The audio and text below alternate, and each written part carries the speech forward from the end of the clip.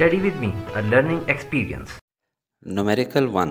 A person throws a ball straight up with a speed of 12 meter per second. If the bus is moving at 25 meter per second, what is the velocity of the ball to an observer on ground? बहुत आसान सवाल है कि एक बस चल रही है, उसमें से एक बंदा जो है ऊपर 12 मीटर पर सेकंड की रफ्तार से बॉल को उछालता है। बस जा रही है 25 मीटर पर सेकंड की रफ्तार से, तो जो ऑब्जर्वर ग्राउंड पे होगा उसको उसकी वेलोसिटी कितनी और किस डायरेक्शन में नज़र आएगी। तो गिवन क्या क्या है हमारे पास, speed of ball v y, क्योंकि ऊपर की तरफ जा रही है उसको हम वी वाई कह देते हैं 12 मीटर पर सेकंड, और स्पीड ऑफ बस हॉरिजॉन्टल डायरेक्शन में होती है उसको वी एक्स कह लेते हैं 25 मीटर पर सेकंड, और हेड टू टेल मिला देते हैं इन दोनों के। और velocity of ball to the observer on ground यानी कि वी की वैल्यू उसको क्या नज़र आ रही होगी। सोल्यूशन करते हैं। सबसे पहले हम लोग जो मैग्नीट्यूड है इस वेलोसिटी का वो फाइंड करते हैं, और वो पाइथागोरस थ्योरम की मदद से V X square plus V Y square square root ले लेंगे।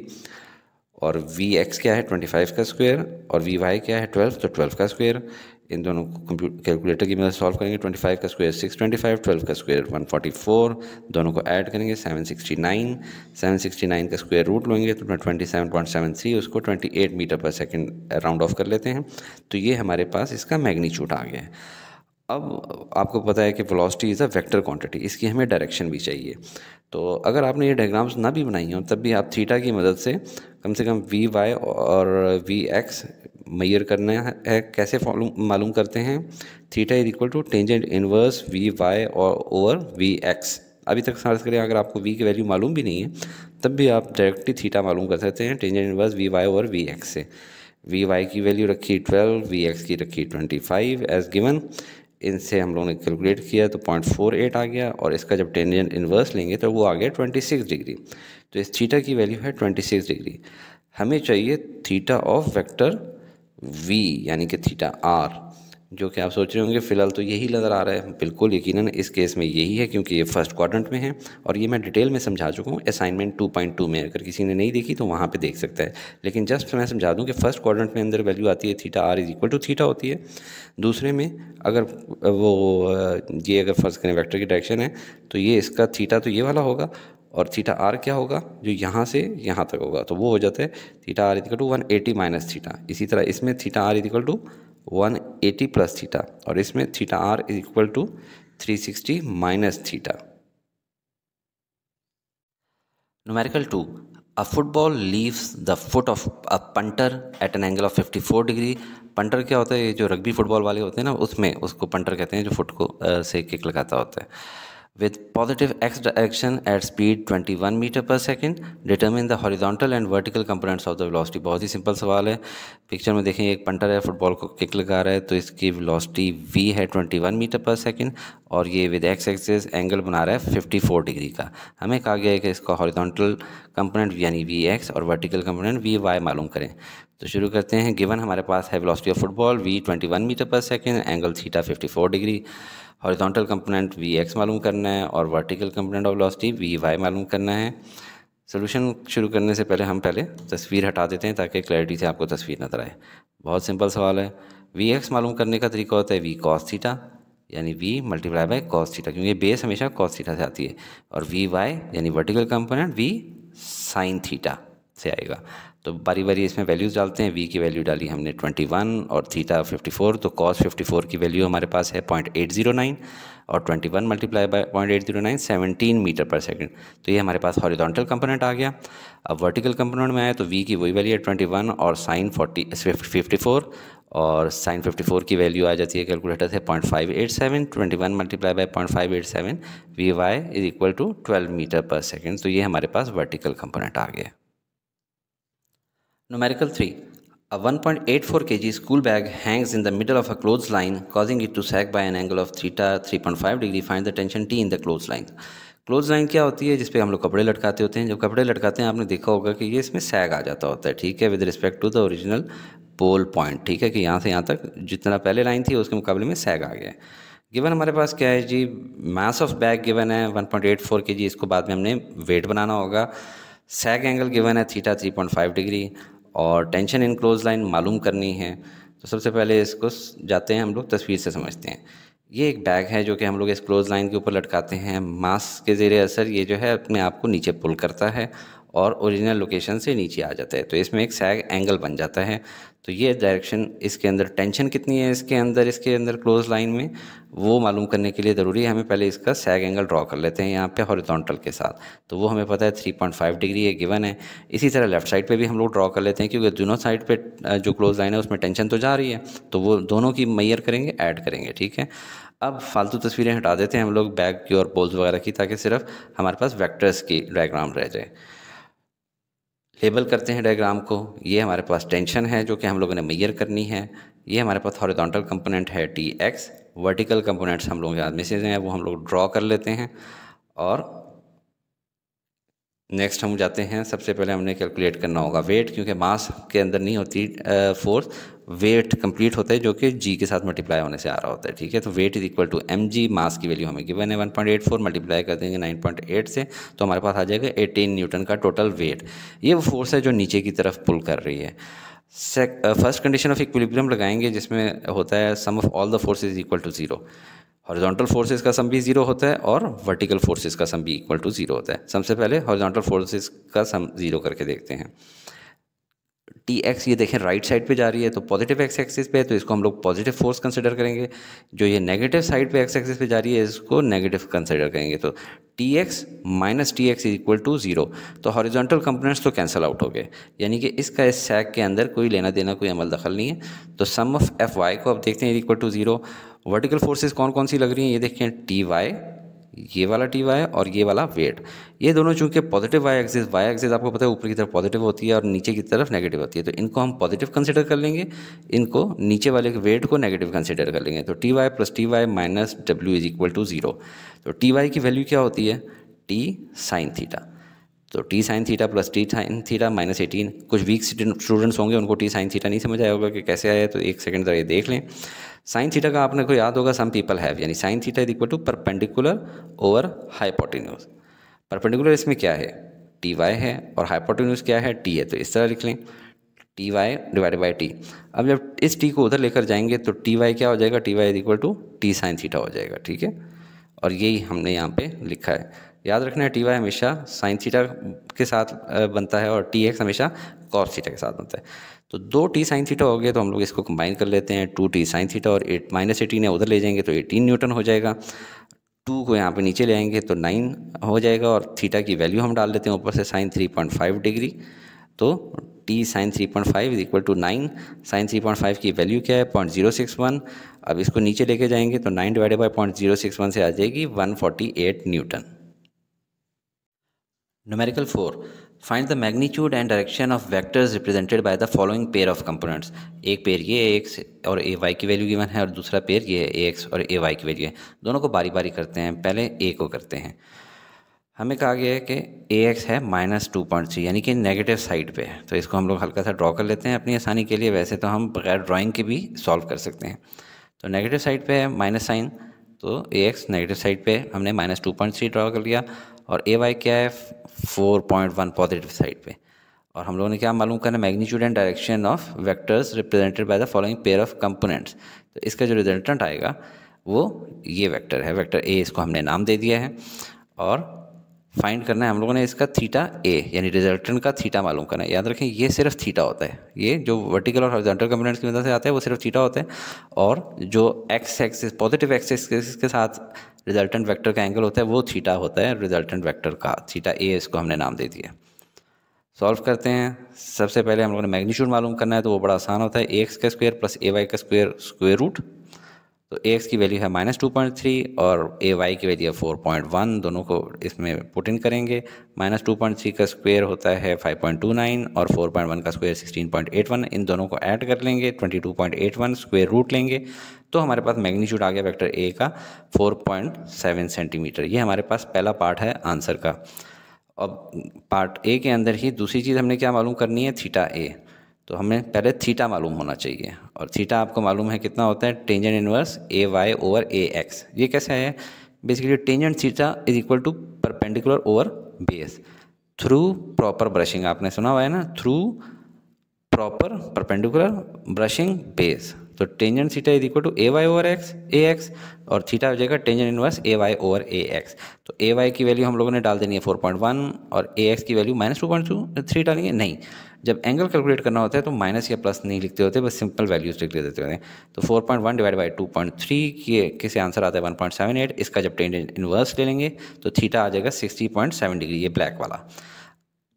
अब चूंकि ए एक्स नेगेटिव है और ए वाई पॉजिटिव है, इससे हमें देखते ही पता लग गया कि हमारा जो वेक्टर ए है वो किस क्वाड्रेंट में है, सेकंड क्वाड्रेंट में है। ठीक है, और इस लिहाज से देखा जाए तो थीटा ए की वैल्यू क्या होती है 180 डिग्री माइनस थीटा, ये सेकंड क्वाड्रेंट के अंदर होती है। कैसे, ये देखें, अगर ये पूरा यहाँ तक एंगल हो तो कितना होगा 180, लेकिन हमारा यहाँ तक नहीं है, उसमें से माइनस हो रहा है थीटा। तो हमारा जो थीटा ए की वैल्यू हो जाएगी वो हो जाएगी 180 माइनस थीटा। ठीक है, तो थीटा की वैल्यू यहाँ पे डालते हैं 60.7 और ये आ जाती है 119.3 डिग्री। ये आपका पार्ट ए कंप्लीट हो गया। पार्ट बी भी बिल्कुल सेम है।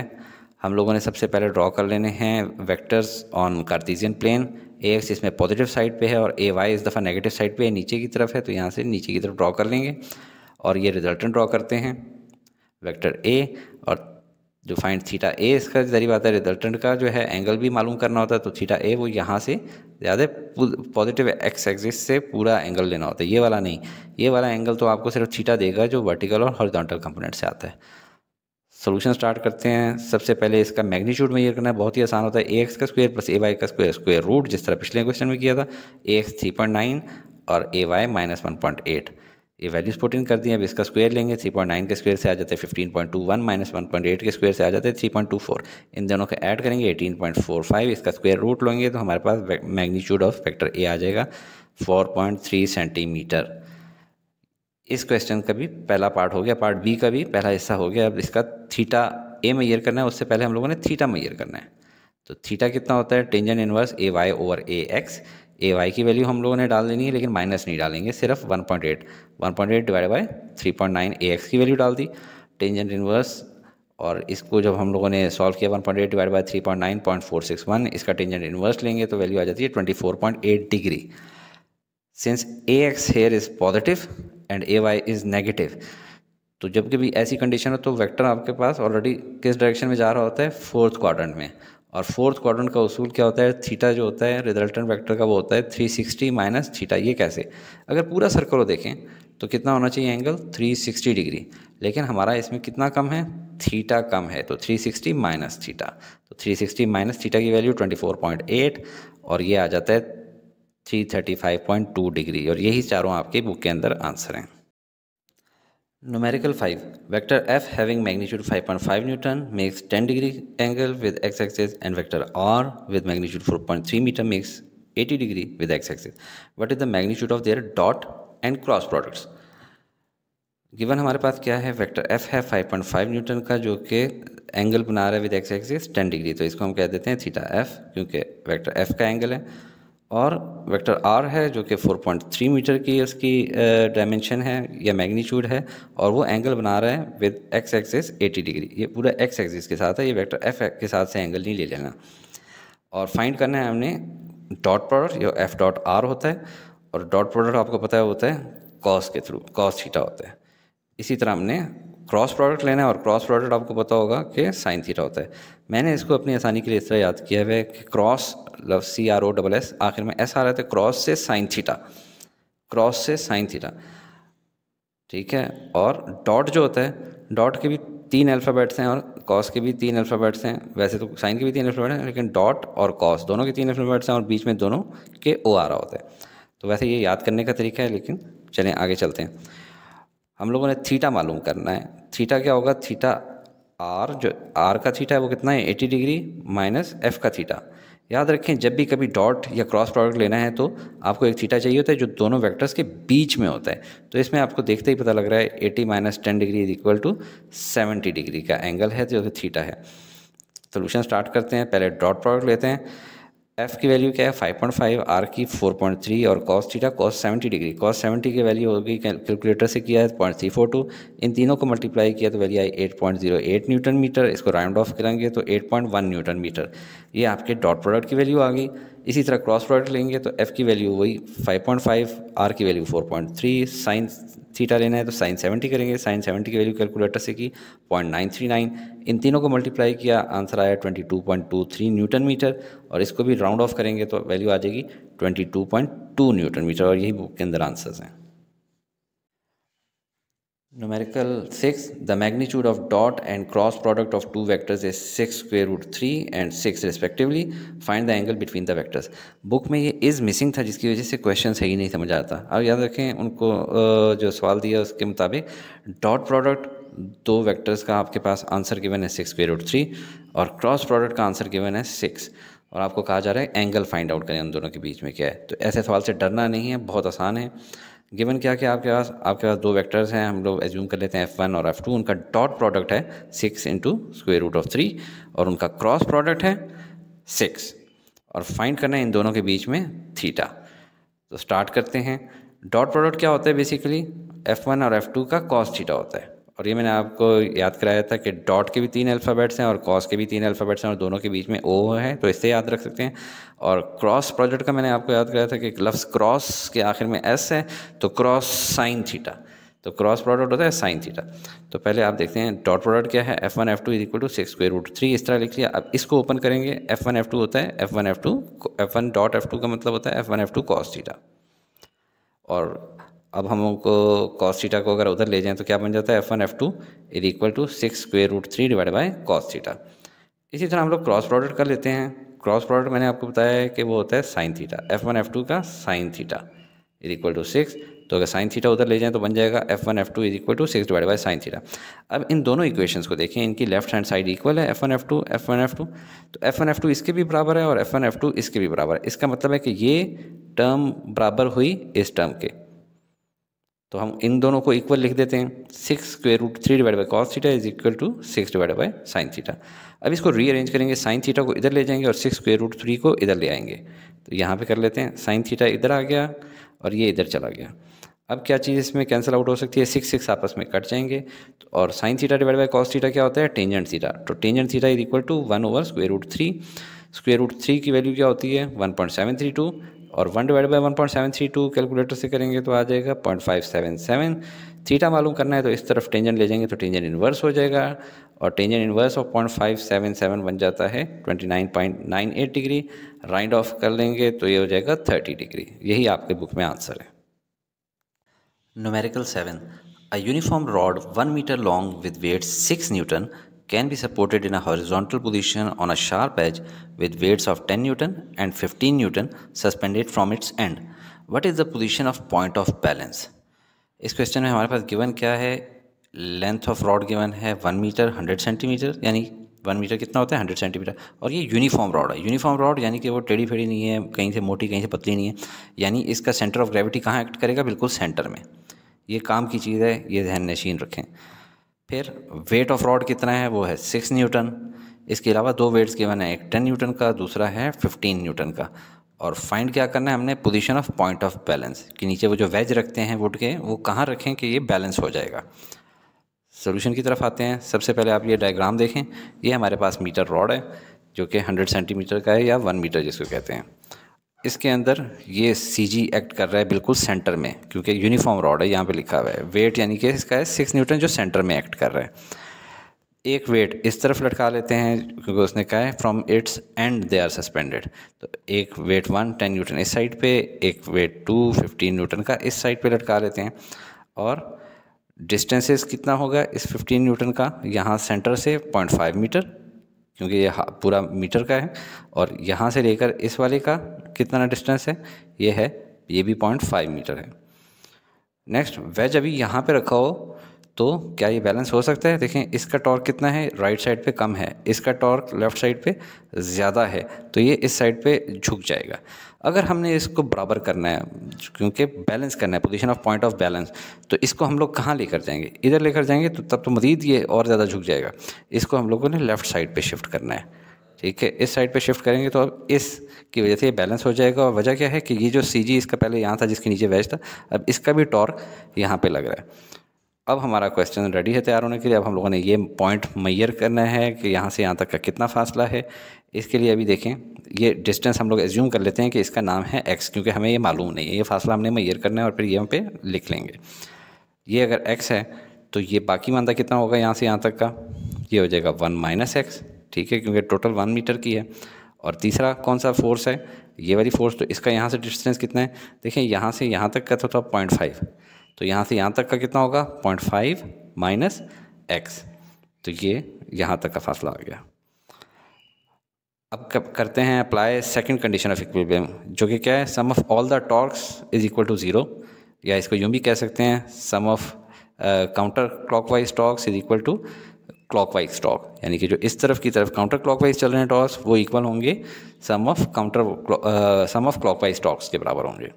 तो काउंटर क्लॉकवाइज टॉर्क हमारे पास क्या है 15 न्यूटन मल्टीप्लाई बाय x, और क्लॉकवाइज टॉर्क्स क्या हैं 6 न्यूटन मल्टीप्लाई बाय 0.5 - x और 10 न्यूटन मल्टीप्लाई बाय 1 - x, क्योंकि अब पॉइंट ऑफ बॉयलेंस ये है, ठीक है। तो ये इसी तरह हमने लिख दिया 15 × x और is equal to 6 × 0.5 - x plus 10 × 1 - x।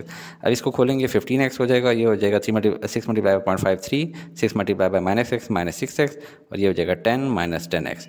अब इसको रीअरेंज करना शुरू करेंगे, ये देखिए -6x और -10x ये दोनों बन जाते हैं -16x।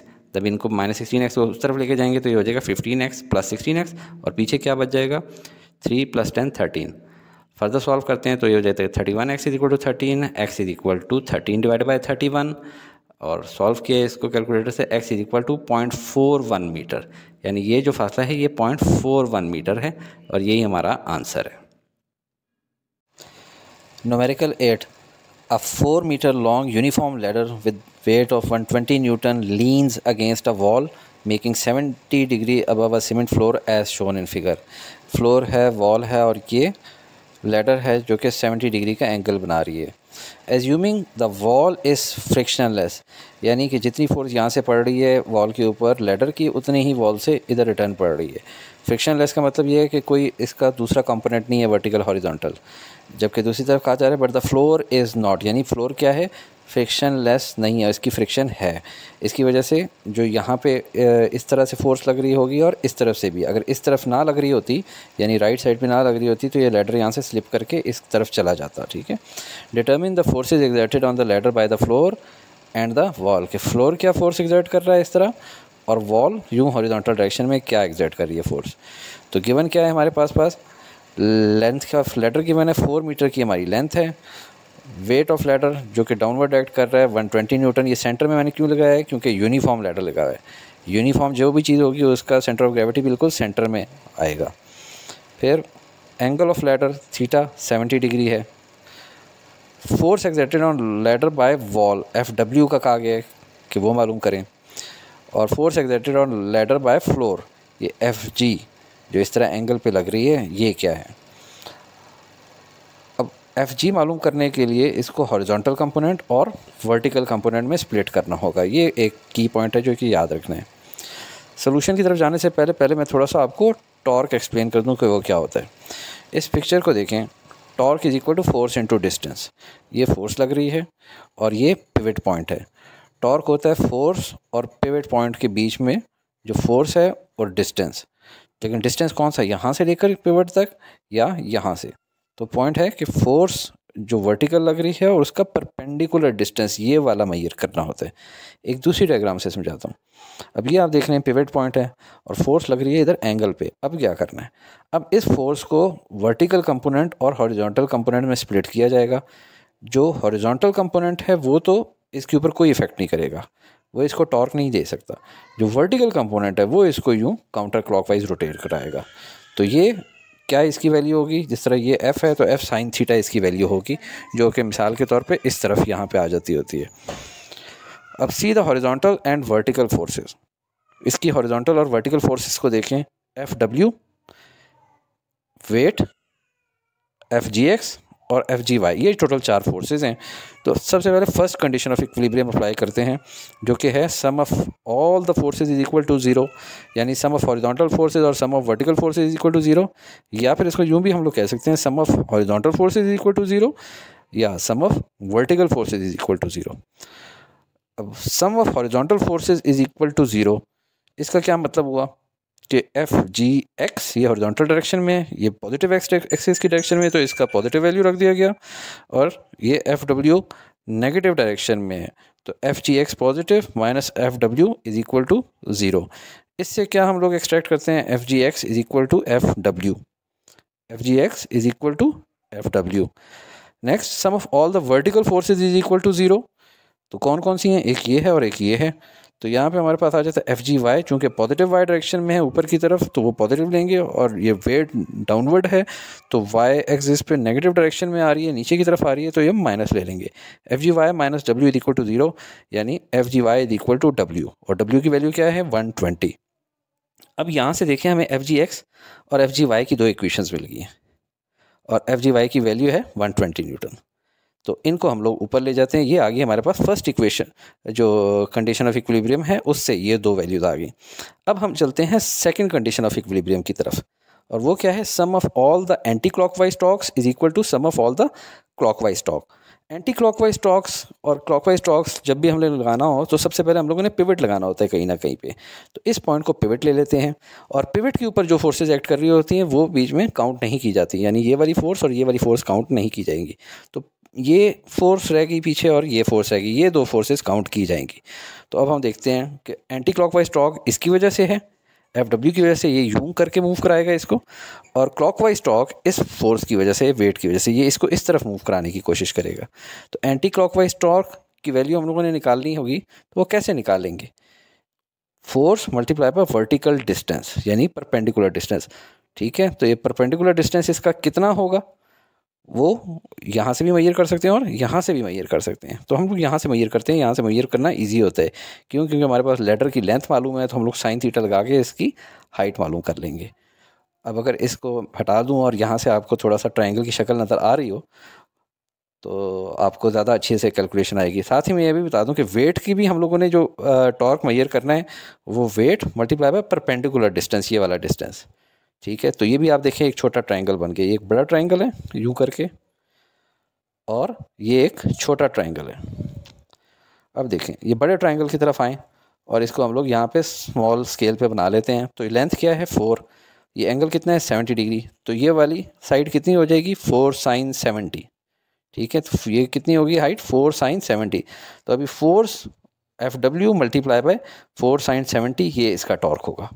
दूसरी तरफ आए इस वेट वाले ट्रायंगल की तरफ, तो ये आ जाता है, लेंथ इसकी आ जाती है ये वाली 2 मीटर, क्योंकि टोटल है 4 मीटर, तो ये लेंथ आ जाती है 2 मीटर। अब इसको भी छोटे स्केल पे ड्रॉ कर लेते हैं। तो ये हमें क्या चाहिए, बेस चाहिए अब, क्योंकि इस वेट ने इस लेंथ के ऊपर जाना है टॉर्क प्रोड्यूस करने के लिए। वेट मल्टीप्लाई बाय डिस्टेंस, तो ये वाला डिस्टेंस कितना, ये हो जाएगा लेंथ cos थीटा, यानी 2 cos 70। तो ये 2 cos 70 है। अब आ जाते हैं हम इसकी वैल्यूज़ को पुट करने के लिए। तो t f W is equal to force into distance, ये फोर्स एफ डब्ल्यू मल्टीप्लाई बाय डिस्टेंस 4 sin 70, और टी डब्ल्यू की वैल्यू क्या आएगी, weight multiply by 2 cos 70, weight multiply by 2 cos 70। अब 4 के साथ sin 70 की वैल्यू है 0.939, वेट की वैल्यू हमने लिख दी 120, cos 70 की वैल्यू लिख दी है 0.342। अब इसको फर्दर सॉल्व करें, 4 मल्टीप्लाई बाय 0.939 आ गया 3.756, इन तीनों को मल्टीप्लाई किया तो 82.08। यहाँ से हम एफ डब्ल्यू की वैल्यू निकाल लेते हैं, और वो आ जाती है 21.8 न्यूटन। तो यहाँ पे हमारा पहला पार्ट कंप्लीट हो गया, एफ डब्ल्यू की वैल्यू निकल आई है। दूसरी हमें क्या चाहिए, एफ जी की वैल्यू, सेकंड पार्ट है एफ जी की वैल्यू। और चूंकि हमारे पास 2 कंपोनेंट्स मौजूद होते हैं जब भी, तो हम इस फार्मूले से यूज़ करते हैं, F g equal to f ji x का स्क्वायर प्लस एफ जी वाई का स्क्वायर रूट। इसको पाइथागोरस थ्योरम भी कहा जाता है। अब आप देखें एफ जी एक्स की वैल्यू आपके पास मौजूद है, हाँ मौजूद है, f ji x equal to F डब्ल्यू हमने अभी भी तो निकाला है, और एफ जी वाई की value is equal to weight is equal to 120 Newton, जो फर्स्ट कंडीशन ऑफ इक्विलिब्रियम से निकली थी। इन दोनों वैल्यूज़ को बारी बारी इसमें पुटअप करते हैं। तो एफ जी एक्स की वैल्यू डाली 21.8 का स्क्वायर, एफ जी वाई की 120 का स्क्वायर, स्क्वेयर्स को ओपन किया तो 21.8 के स्क्वायर से बन गया 475.24 और 120 के स्क्वायर से बन गया 14400। इन दोनों को ऐड किया तो वैल्यू आ गई 1487.5.24। इसका स्क्वायर रूट लिया तो एफ जी की वैल्यू आ गई 122 Newton. Numerical 9. The 450 kg uniform I-beam supports the load of 220 kg as shown. ये आप तस्वीर देखें, इसमें 220 kg का लोड है जो कि एक बीम के साथ लटका हुआ है और इसको जो है दोनों साइडों से बीम सपोर्ट कर रही है। Determine the reactions at the support, ये जो साइड्स के ऊपर रिएक्शन आर ए और आर बी हैं ये मालूम करने हैं। तो गिवन हमारे पास क्या क्या है, सबसे पहले मास ऑफ बीम है 450 kg और ये मास ऑफ बीम जो है इसका वेट कितना होता है और ये कहाँ पे एक्ट करता है, इसका वेट सेंटर में एक्ट करेगा और ये हो जाएगा 450 मल्टीप्लाई बाय 9.8 और ये 4410 न्यूटन। और ये सेंटर में क्यों एक्ट करेगा, क्योंकि ये यूनिफॉर्म बीम है। ठीक है, जो भी चीज़ यूनिफॉर्म होती है उसका सेंटर ऑफ ग्रेविटी बिल्कुल सेंटर में उसके एक्ट करता है। फिर क्या है हमारे पास, मास ऑफ लोड है 220 kg, तो ये भी अगर हम लोग इसको भी मल्टीप्लाई बाय जी करें स्मॉल जी तो ये भी क्या बन जाएगा, वेट बन जाएगा और वो आ जाता है 2156 न्यूटन्स। मालूम हमने क्या करना है, reactions eight support R A, ये वाली सपोर्ट कितना रिएक्शन कितनी फोर्स से ऊपर इसको पुश कर रहा है, और reaction at support R B कि ये वाला कितना है। तो स्टार्ट करते हैं। सबसे पहले फर्स्ट कंडीशन ऑफ इक्विलिब्रियम का यूज़ करेगा जिसमें होता है कि sum of all the forces is equal to zero. ये यूँ भी कह सकते हैं कि sum of horizontal forces is equal to zero, sum of vertical forces is equal to zero. तो सम ऑफ हॉरिजॉन्टल फोर्सेज तो आप देखें इसमें कोई है ही नहीं, इसमें जितनी फोर्सेज हैं वो वर्टिकल डायरेक्शन में या ऊपर या नीचे की तरफ एक्ट कर रही हैं। तो हम लोग सिर्फ इस वाले को लेते हैं, sum of f i is equal to zero, और इसके अंदर वैल्यूज़ पुट इन कर देते हैं। वर्टिकल फोर्सेस कौन कौन सी हैं, जो ऊपर पॉजिटिव वाई एक्सिस की तरफ चल रही हैं आर ए आर बी, और नेगेटिव वाई एक्सिस पे कौन कौन सी जा रही हैं, ये वाली -4410 और -2156। तो ऑल द वर्टिकल फोर्सेस को सम करें इज इक्वल टू ज़ीरो होना चाहिए। ऊपर वालों को जो ऊपर की तरफ हैं डायरेक्शन में वो उनको पॉजिटिव कंसिडर करेंगे और जो नीचे की तरफ है उनको माइनस। मैंने कलर कोडिंग भी इस तरह की है ताकि बिल्कुल आपको समझ आ सके कौन सी फोर्स लिखी जा रही है। अब इन दोनों को प्लस करेंगे दूसरी साइड पे जाके ताकि पॉजिटिव हो जाए, और प्लस करने से आंसर आ जाता है 6566 न्यूटन। तो R A plus R B जब दोनों को प्लस किया जाएगा तो तब तो उनकी वैल्यू आ जाएगी 6566 न्यूटन। हमें फर्दन चाहिए, तो अब यहाँ तक आने के बाद हमारे पास एक इक्वेशन आ गई। अब हम जाते हैं set point A as pivot. क्यों? क्योंकि सेकंड कंडीशन ऑफ इक्विलिब्रियम का प्रोसीजर ये है कि एक साइड को पिवट कंसिडर कर लेते हैं, तो उस पे जो फोर्स लग रही होती है उसको छोड़ दिया जाता है। उसके अलावा बाकी जितनी फोर्सेज हैं उनका टॉर्क मेजर किया जाता है, और उसकी कंडीशन ऐसी है कि क्लॉकवाइज टॉर्क जो फोर्सेज लगा रही हैं उनका sum is equal to counter clockwise torque. जगह कम है ऊपर ले जाते हैं इसको, और काउंटर क्लॉकवाइज टॉर्क कौन सी फोर्स लगा रही है ये, और इसका प्रोसीजर क्या होता है, torque is equal to force multiply by distance. तो डिस्टेंस कितना है इसका यहाँ से पिवट से, 8 मीटर। ये कैसे पता लगा, 5.6 प्लस 2.4 करके। और दूसरी तरफ क्लॉकवाइज टॉर्क कौन सी लगा रही हैं, ये दो फोर्सेस। तो इस फोर्स का डिस्टेंस कितना है, 4 मीटर, क्योंकि टोटल बीम 8 मीटर की है तो हाफ इसका हो जाता है 4 मीटर। और नेक्स्ट ये वाली फोर्स है, ये भी क्लॉकवाइज टॉर्क लगा रही है, और कितना लगा रही है, 2156 मल्टीप्लाई बाय 5.6 मीटर। और यही हमने ऊपर ऐड कर दिए हैं, weight of beam multiply by 4 plus weight of load multiply by 5.6 is equal to force R B multiply by 8।